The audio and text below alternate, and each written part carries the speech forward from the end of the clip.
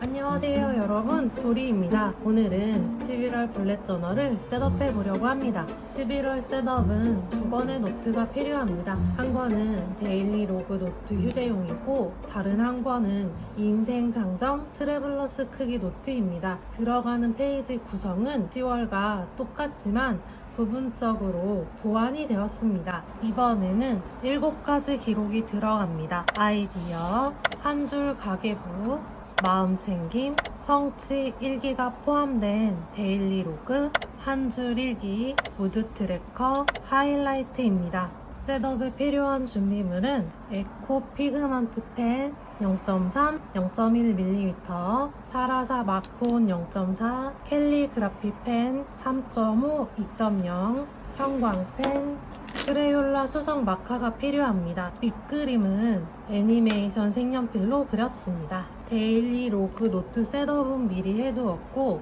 오늘 영상에서는 인생상점 트래블러스 노트에 그림을 그려서 꾸며보려고 합니다. 그럼 셋업해 볼까요?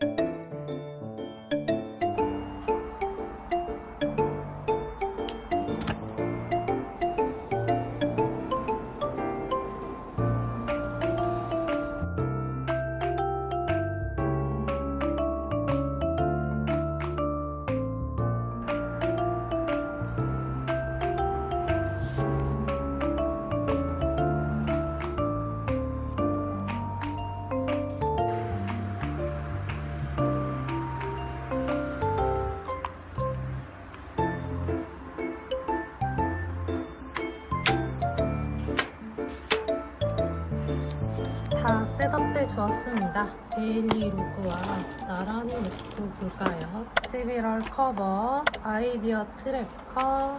아이디어 트래커는 데일리 로그 노트에만 10월과 똑같이 셋업했습니다. 기록 방법과 내용은 똑같기 때문에 넘어갈게요. 두 번째는 한 줄 가계부.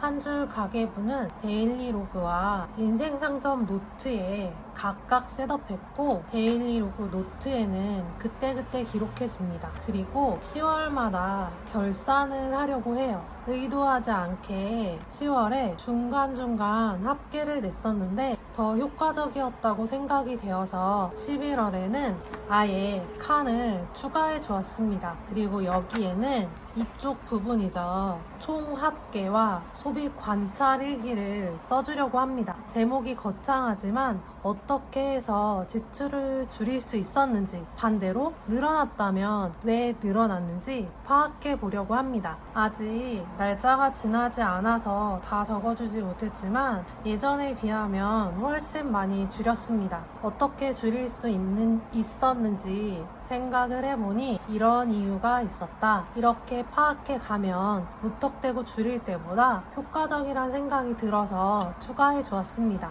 마지막으로 충동 구매. 몇 번 충동 구매를 했고 어떤 상황에서 했는지, 오전 또는 오후에 충동 구매를 많이 했는지 기록해 줍니다. 세 번째는 마음 챙김. 마음 챙김 레이아웃은 10월과 똑같습니다. 제목이 조금 바뀌고 기록 방법이 보완되었습니다. 10월 기록한 것을 보면서 이야기하면 마음 챙김 제목은 그대로 가고 활동 변화는 활동 전후 변화, 깨달은 것은 나에게 어떤 영향을 주었는지로 바뀌었습니다.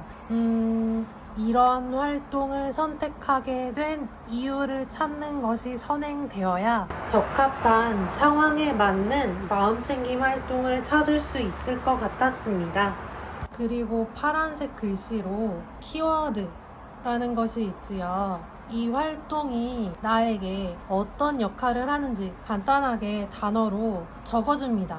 예를 들어 산에 올라가기는 건강, 기분 전환, 활력, 마음 전환에 도움을 주었습니다.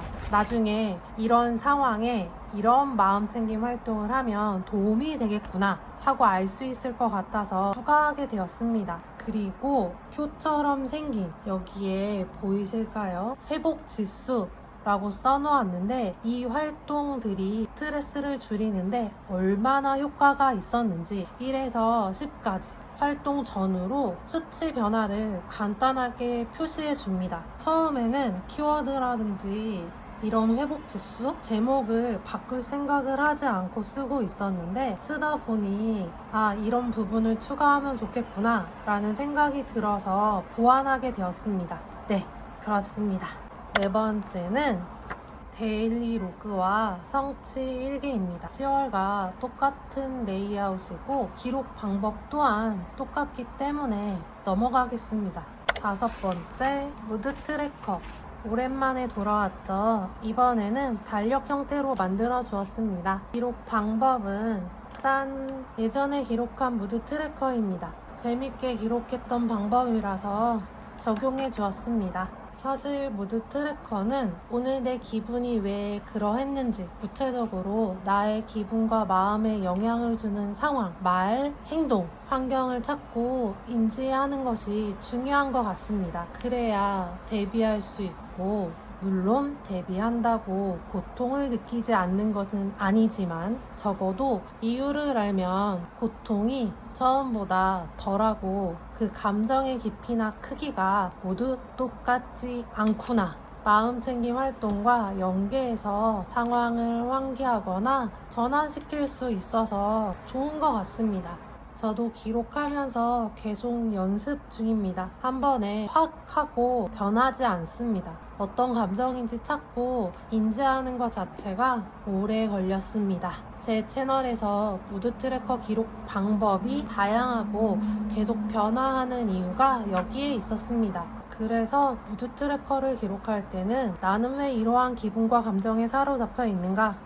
를 떠올리면서 표시하고 있습니다. 좋은 감정만 표시하는 것이 아니기 때문에 처음에는 힘들지만 지금도 힘들 때가 종종 있습니다. 하지만 하다 보면 반발자국, 다시 한 발자국 이렇게 떨어져서 본인을 관찰할 수 있게 됩니다. 이것만으로도 저는 많은 발전인 것 같아요. 그래서 무드 트래커를 한 번쯤은 시도를 해보시는 것도 좋은 것 같습니다. 영상에서는 이렇게 달력 형태로 만들었지만 일기나 짧은 문장으로 그날 간단하게 적어보는 것도 좋았습니다. 여섯 번째는 하이라이트. 한 달 중 가장 기억에 남는 일들, 본인에게 가장 큰 이벤트를 기록합니다. 마지막은 한 줄 일기. 한 줄 일기는 써보고 싶었지만 엄두가 나지 않았던 기록입니다. 하루를 한 줄로 요약해서 기록한다는 것이 저는 어렵게 생각이 됐었어요. 그런데 결국에는 해봐야 알 수 있을 것 같아서 일단 기록해 보기로 했습니다. 이렇게 11월 셋업이 끝났습니다. 내년이 되기 전에 또 상황이 어떻게 바뀔지 몰라서 다양하게 시도해보고 있는 요즘입니다.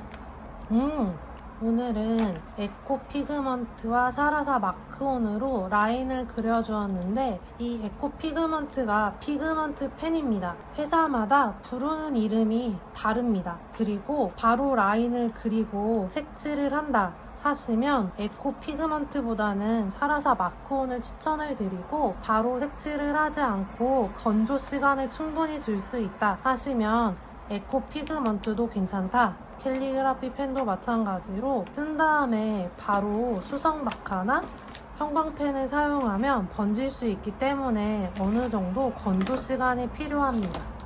그렇습니다. 이 형광펜들은 데일리 로그 노트에 이런 부분에 사용을 해주었습니다. 이렇게 날씨가 쌀쌀해지면서 코로나와 독감이 유행이라고 합니다. 아프지 않게 건강관리 잘 하시고요. 늘 시청해주시는 여러분 감사합니다. 다음에는 1년 동안 기록한 독서 노트를 들고 오겠습니다. 그럼 또 만나요. 안녕.